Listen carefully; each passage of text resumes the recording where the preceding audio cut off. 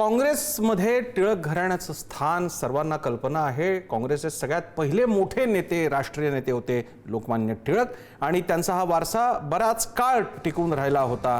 जयंतराव टिळक असतील आणि त्यानंतरचे सुद्धा काही टिळक कुटुंबीय असतील। मात्र आता हा बदल व्हायला लागला आहे का? कारण आता त्यांची जी नंतरची पिढी येत गेलेली आहे, विशेषतः रोहित टिळक असतील, कुणाल टिळक असतील, यांचा ओढा आता काँग्रेसच्या पलीकडे जातोय का? त्याचं कारण टिळक कुटुंबियांतर्फे टिळक ट्रस्टच्या मार्फत जो लोकमान्य बाळ गंगाधर टिळक यांच्या नावे पुरस्कार दिला जातो, तो पुरस्कार यंदा आणि गेल्या काही वर्षांपासून भाजप किंवा केंद्र शासनाशी संबंधित नेते, मंत्री, प्रशासक यांना दिला जातोय। आणि यंदाचा हा पुरस्कार दिला जातोय अजित डोवाल यांना, जे राष्ट्रीय सुरक्षा सल्लागार आहेत।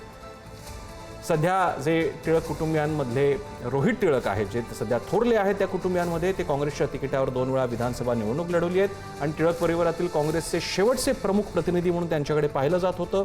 कारण टिळक कुटुंबियांपैकी सुद्धा ज्या 2 प्रवाह आहेत, त्यातला एक प्रवाह भाजपसोबत गेल्या काही वर्षांपासून होताच, मुक्ता टिळक होत्या, त्यानंतर कुणाल टिळक आता पुढे येत आहेत, तर दुसरा एक प्रवाह होता जो काँग्रेससोबतच होता। मात्र आता त्या बाबतीत सुद्धा काँग्रेस आता टिळक आता काँग्रेससोबत राहिलेत की नाही हा प्रश्न आहे। कारण आता शिंदे गटाशी रोहित टिळकांच्या संपर्काच्या चर्चा वाढल्या होत्या आणि दुसरीकडे लोकमान्य टिळकांच्या नावाने दिल्या जाणाऱ्या पुरस्कारांची नावं सुद्धा पाहताच बदललेली भूमिका चर्चेचा विषय ठरलेली आहे। ज्ञानेश्वर सौतमल दिल्लीहून आपल्यासोबत आहेत। ज्ञानेश्वर, टिळक आता काँग्रेसचे नाहीत, आता टिळक भाजपचे झाले आहेत का? आताचे टिळक काय सांगाल? आपण जर बघितलं असेल तर मागच्या काही दिवसांपासून जे पुरस्कार दिले जातात लोकमान्यांच्या नावानं, हे सगळे पुरस्कार भाजपच्या संबंधित लोकांना किंवा केंद्र सरकारच्या संबंधित लोकांना दिले जात असल्याचं आपण पाहतोय। आणि म्हणूनच काँग्रेस पासून कशा पद्धतीनं जे टिळक परिवार आहेत ते दूर गेले याची चर्चा पुण्यामध्ये रंगते।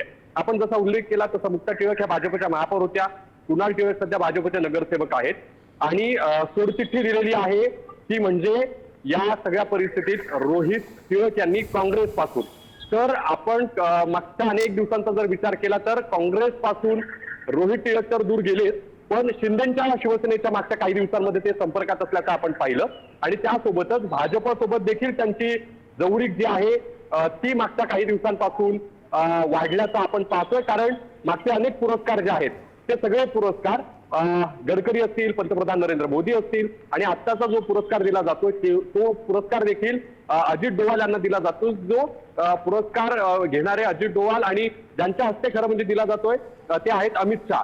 एकूणच सगळ्या भाजपच्या संबंधित लोकांना हे सगळे दिले जाणारे पुरस्कार आणि या सगळ्या कार्यक्रमांना भाजपशी संबंधित असलेले सगळे लोक मागच्या अनेक वर्षांपासून त्यांचं येण्याचं आणि बोलवण्याचं खरं म्हणजे प्रमाण वाढलेलं आहे। त्यामुळेच टिळक परिवार हे भाजपपासून कसे दूर गेलेत याची चर्चा सध्या पुण्यामध्ये रंगताना दिसते। ज्ञानेश्वर, तुम्हाला म्हणायचं की टिळक आता कसे भाजपच्या जवळ येत आहेत याची चर्चा रंगलेली आहे। तुम्ही म्हणताय ते त्याच्यात तसं तथ्य आहे। गेल्या काही दिवसातल्या घटना आपल्याला पाहायला मिळतात। बघावं लागेल आता काँग्रेसचा हा वैचारिक बालेकिल्ला असलेल्या नेत्यांची कुटुंबीय आणि त्यांचं संपूर्ण टिळक कुटुंब आता भाजप किंवा सत्ताधाऱ्यांच्या जवळ जात आहे का? धन्यवाद।